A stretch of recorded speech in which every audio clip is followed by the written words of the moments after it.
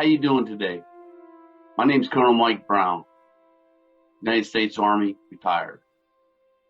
I'm also the CEO of the Spiritual Warrior Foundation.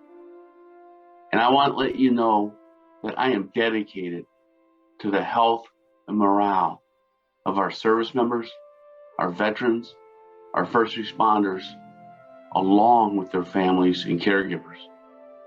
You know, the rate of suicide amongst our active duty Guard, Reserve, and Veterans community of 22 a day, it is not acceptable. And there comes a time in one's life where a cause greater than oneself becomes the norm. It becomes a lifestyle. I want you to join me in this lifestyle. Join me on this mission, and with the grace of God, a firm faith, and unwavering hope, and most importantly, unconditional love, we will reduce the suicide rate in our military, veteran, and first responder communities. Now, I would like to tell you a little bit about myself. And as you listen, I would like to know a little bit about you. So please come back to our website or come back to our Facebook site and respond, because knowing you is important, as well as you knowing me. Like I stated, I'm Colonel Mike Brown. I'm a retired United States Army officer after 31 years of service. But I'm also a nephew. I'm also a brother, an uncle, a son, a father, and a husband. But I'm also, too, a patriot and an advocate and spokesperson for our veteran communities. One thing about my core values I think you should know is that, and I never waver from these, is God, country, and family.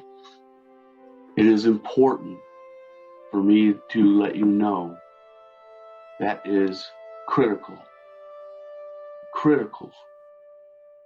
in everything I do in life. I'm also the son of educators and devoted Methodists who, by the way, raised me in a very Christian home. I also grew up in a small lakeside town in Northwest Ohio called Port Clinton, Ohio. At that time, the main economy here in that state, in that city, was manufacturing, farming, and tourism. I attended Port Clinton High School and spent most of my childhood enjoying the outdoors and working at a local marina. See, I'm a fisherman, a hunter, I'm also a golfer.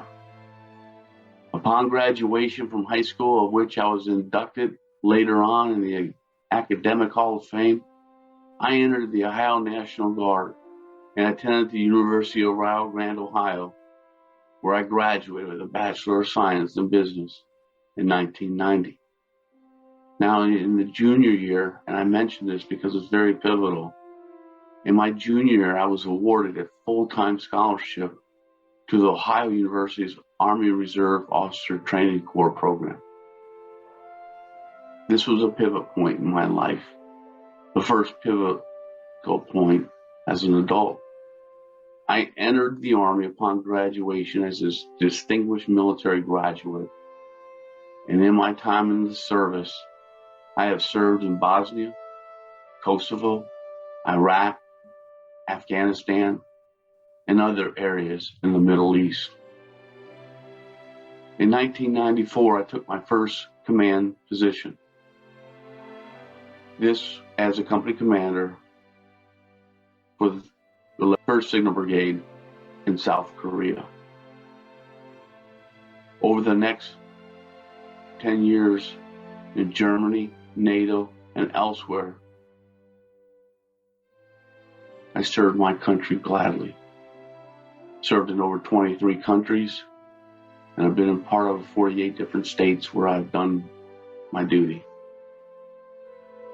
It was in 2008 I was selected as the battalion command and became the product manager for Hellfire Missile Systems, which belonged to the Program Management Office for Missiles and Space.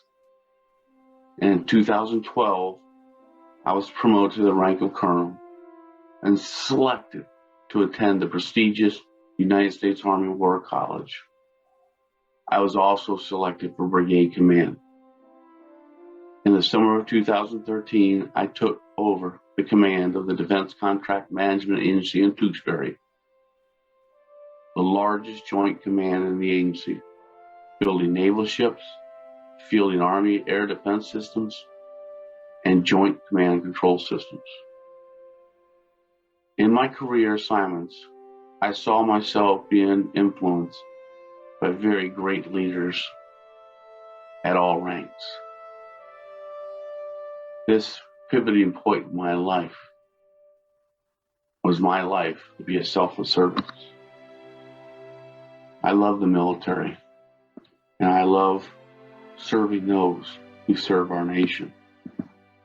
And I love being a part of a team greater than myself. Now, I'm considered a political moderate, but I am a hardliner on accountability and responsibility within our government. As stated earlier, I'm a Christian, and I believe in a selfless service lifestyle. In 2015, I was selected to be the CEO of a private systems engineering firm. In the same year, I announced my retirement after 31 years from the military and retired in January 2016. Now, as the CEO for this systems engineering firm, I was developing weapon systems for rapid integration and deployment into Iraq and Afghanistan. And I would serve in this position until 2017, after tripling the business in size, sales, and services. It was here I made my next pivot point in life, and that was about selfless service, serving others. I was selected to be a fellow for the Mission Continues organization, which is a nonprofit organization for veterans, with an assignment as a marketing and communications intern with the Mass General Hospital, the Boston Red Sox Foundation home-based program. And I got a chance during this tenure of my operation and my pivot point to work with veterans, families, service members on mental health issues, as well as I had the opportunity to work with the local community as well. In this position, I published 15 memoirs, and those 15 memoirs were published across the nation, and they were entitled, the series was entitled Families of the Fallen. It was memoirs to help families have some closure for the men and women who had died by their own hands. In 2020, I co-founded the Spiritual Warrior Foundation with the purpose to serve veterans and first responders who are experiencing suicidal ideations, severe PTSD, depression, traumatic brain injuries, and substance abuse. Our show in America, Crisis in America, PTSD and Veteran Suicide show, is #1 in the nation in its Sunday's time slot between 5 and 6 p.m. And I do thank the viewers and the listeners and supporters for that accomplishment.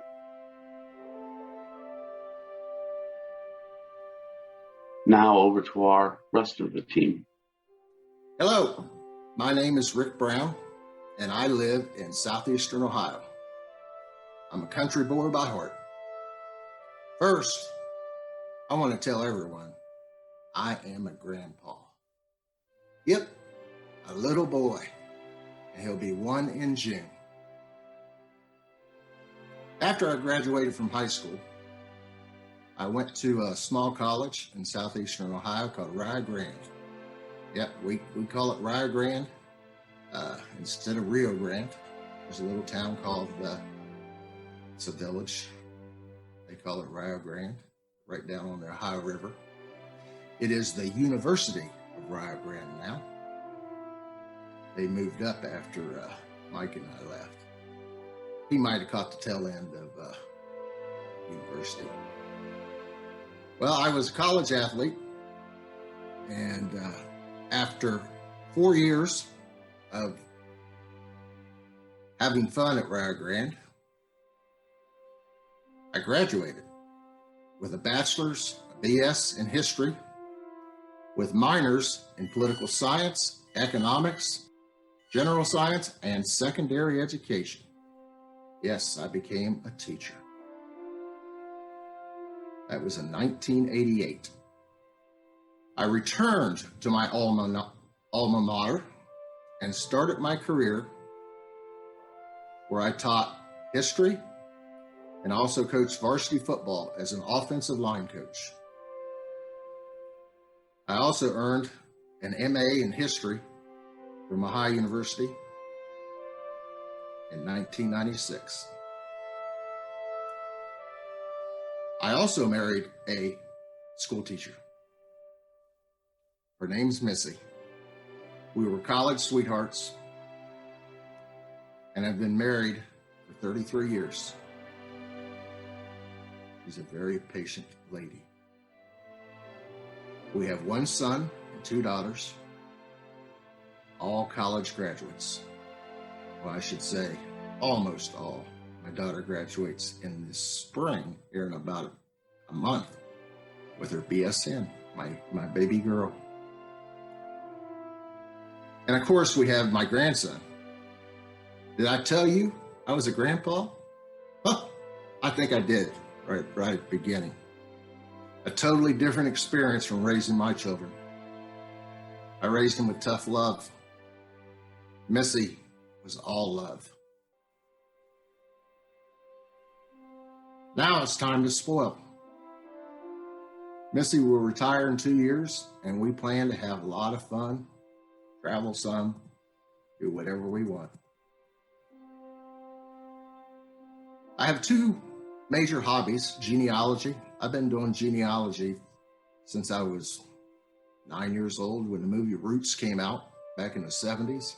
I got hooked on genealogy, and I work on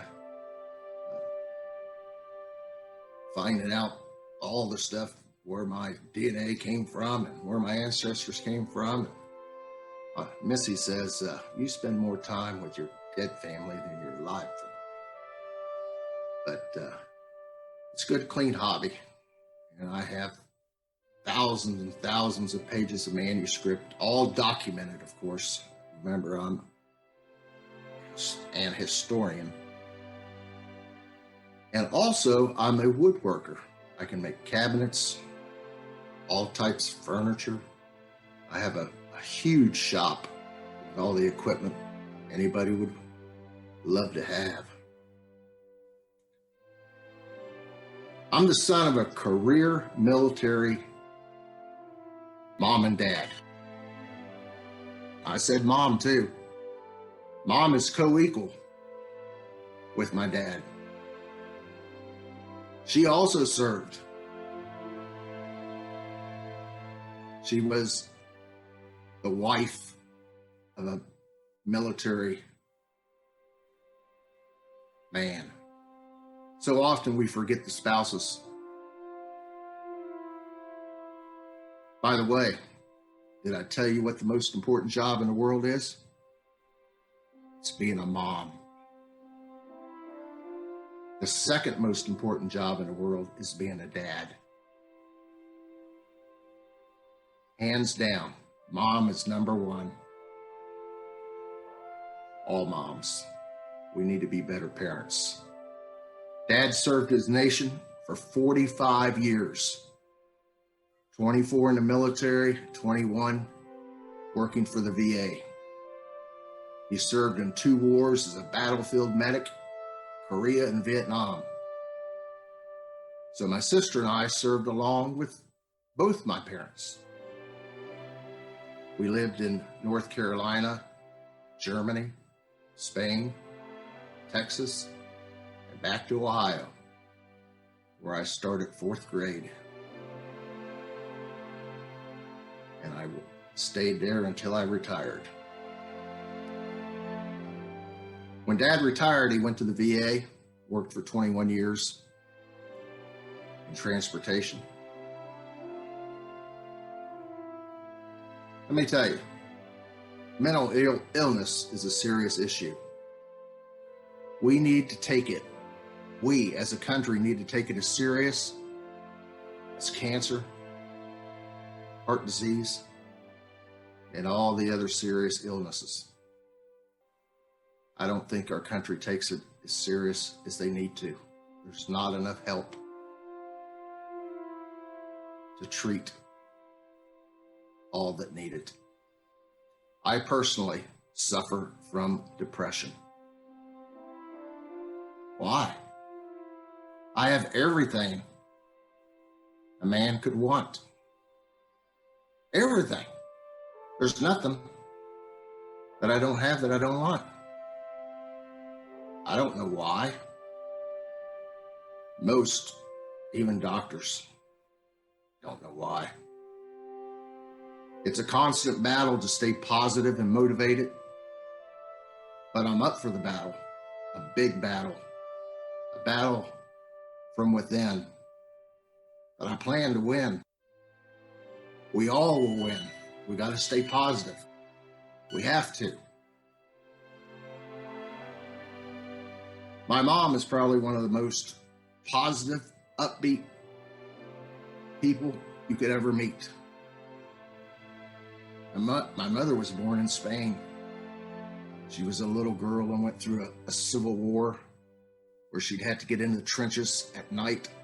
Her dad throwing a mattress on top of the whole family, laying on top as the soldiers would run over top of them. My mother lived through that. She lived through a dictatorship. Buddy, she's positive. My mom says the best things in life are free. She says, Rick, look at the blue sky. Look at that beautiful sun, the mountains that you love, and the sound of the ocean that I love. That's her. She loves the ocean. I'll take the mountains any day. They're free. Colonel Mike and I have been friends for almost 35 years. We went to college together. We were fraternity brothers together. We had fun together. He went the Army route to fight for our freedom, and I went on to educate our youth. My duties on Crisis in America, PTSD, and Veteran Suicide Show is to be a general advisor. As an historian, I do research on various subject-related areas, especially for veterans issues and the military. I'm a history junkie. I don't like fiction. I like everything that I think is real. You will also hear me open the show and introduce Colonel Mike along with our guest. It's been almost a year on this show. We're making tremendous strides to help our vets. We have a great team spread out across the country, from Massachusetts to North Carolina, the beautiful mountains of North Carolina, across the mountains. See, I'm taking you across the mountains of our team where we live, just like my ancestors crossed from the ocean to the west, over the mountains to Ohio, and westward we go to Colorado. 4 of us, along with our guests and great listeners, every Sunday, 5 p.m. on kgrradio.com, the #1 rated show in the nation at our time slot. We must be saying something that people like. I can't believe it. We are no bull, and we tell it to you straight. We're not political. We just want to improve our vets' way of life and also save their lives. We've been losing 22 a day for too many years. And with this COVID-19 crap going on, we've lost a lot more. It's been a tough year, America. Very tough. I'm also responsible for the website www.spiritualwarriorfoundation.us. That's www.spiritualwarriorfoundation.us, where you can get updated information about the team and what we do. Thank you very much. And now, let me introduce another member of the team. Hi, my name is Jayne Friedman, and I am a scheduler on the podcast that we do about veterans. I'd like to tell you a little bit about myself. I was raised on the mission fields of India. I was the daughter of Lutheran missionary parents. My siblings and I spent most of our childhood in a boarding school where we became family with all of our classmates and roommates, and we still are to this day. After adjusting to the change or mores from the bandy carts of India to the freeways of California, we finally settled in Greeley, Colorado, where my parents became managers and directors for the Good Samaritan Society retirement homes. And they built a huge facility in Greeley, which became the model for many other such establishments. Gave me my first job at the age of 15 as a dishwasher. After I finally finished college and got my master's degree and had gone to 3 universities since I got married, we settled in parishes in North Dakota and Missouri where I taught and where I had 3 children. After returning to Colorado, I became disillusioned over the political climate in the public school system here. I looked for something to do and drove one day past a home with 5 Rolls Royces out in front. Then I decided, I don't know what they do, but I could learn it. Among other things, I became an interior designer. After working on a big project in Grand County, Colorado, and I was now divorced and running my business, I married the developer of a huge project. We were true soulmates, but only a few years after I witnessed to my horror the plane crash that killed him and his partners. It was a total devastating time for me, and I became the sole representative of his 42 business estate. It took many years to settle, and just as things were settling down, I discovered that I had breast cancer. I was newly married now again, and this was devastating as well. After chemo, surgery, and radiation, I'm happy to say I've been cancer-free for almost 30 years. Thank the good Lord. My granddaughter became a military girl, turning her cowboy boots in for combat boots, and she served for 2 years before being honorably and medically discharged. She had so many injuries during her service, and although she wanted to serve more than anything, she had to take care of her physical needs. She went through many years of horrible service from the VA, and I helped her fight all of the way. She still needs more surgeries and has more problems from her time in the service. This is very disheartening for me since she's only 28 years old. My grandson Aaron also enlisted in the Army, and he was in Alabama. He was early in his service when suddenly he took his own life.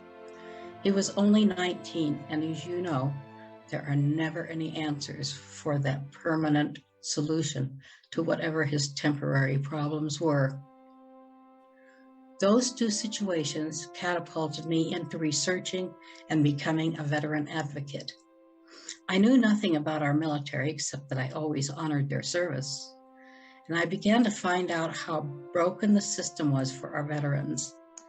I became active in our local veteran communities, held events, and supported various veteran organizations. Since I am now retired, I have the time to do my chalk art and my music, and the rest of the time has been spent with my veterans. My husband is also an Air Force veteran.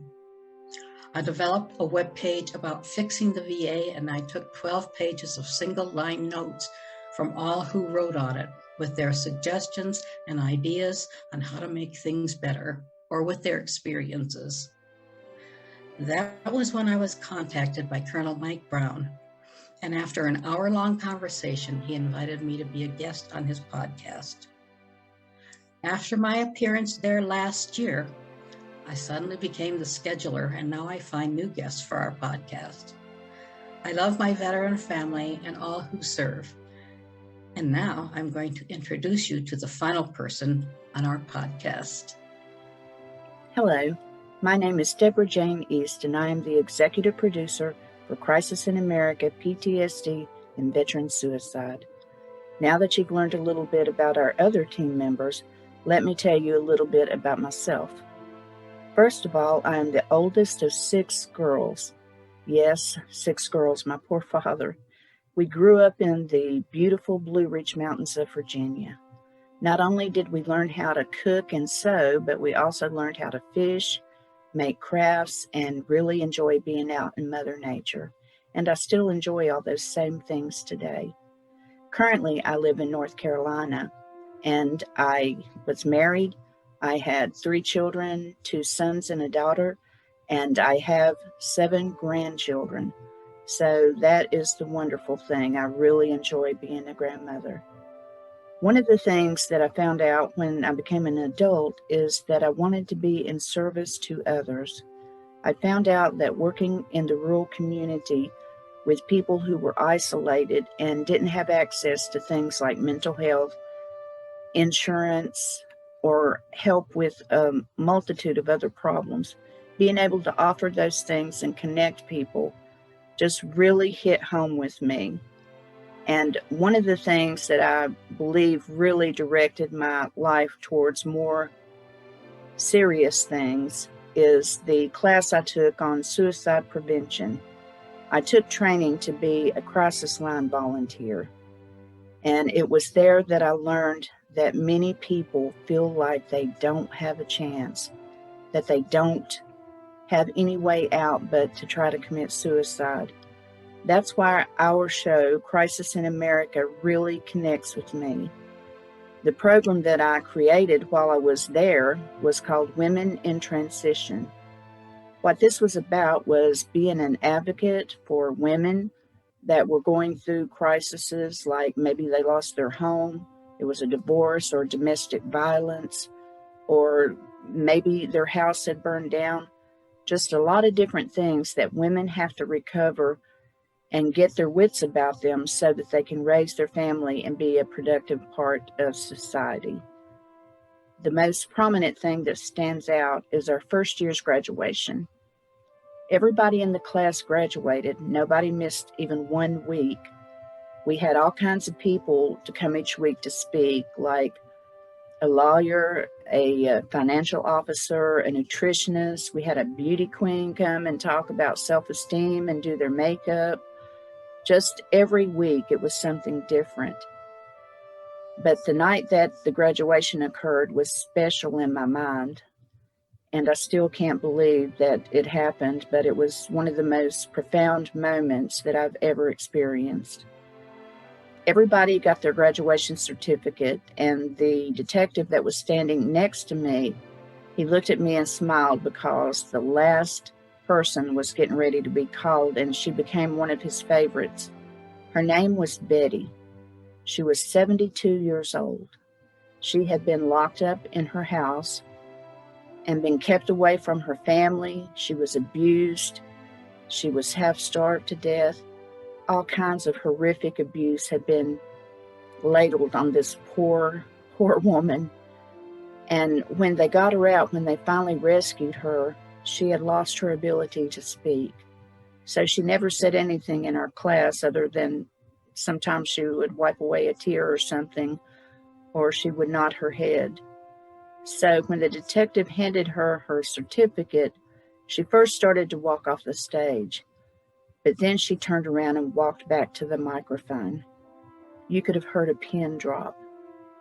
She looked up, and with tears in her eyes, she said, "Finally, I have my voice back." All those years, she said, that she was told she was worthless, she didn't matter, Nobody cared if she died. Nobody would cry tears over her. She was awful. She was ugly. Her life didn't matter. She said, but that's not true. My life does matter. People care about me. And she said, I have my voice back. And she said, I don't plan on losing it anytime soon. Well, everybody just burst out into applause, and we all ran up there to hug Betty. And I will never forget that moment. We're trying to do the same for our vets with Crisis in America and our first responders. We are trying to give them a voice. We get our guests from everywhere. We've even got a guest from the Waffle House. We have got senators, congressmen, judges, psychologists, soldiers, male and female, just every walk of life, and they all have a story to tell. Our platform is not biased. We're not political. We just want the real story, because 22 veterans dying every day is a tragedy. These people are important to our well-being, to the families of the soldiers. It is important to America to honor them for their service and for all the things they did and continue to do for this country.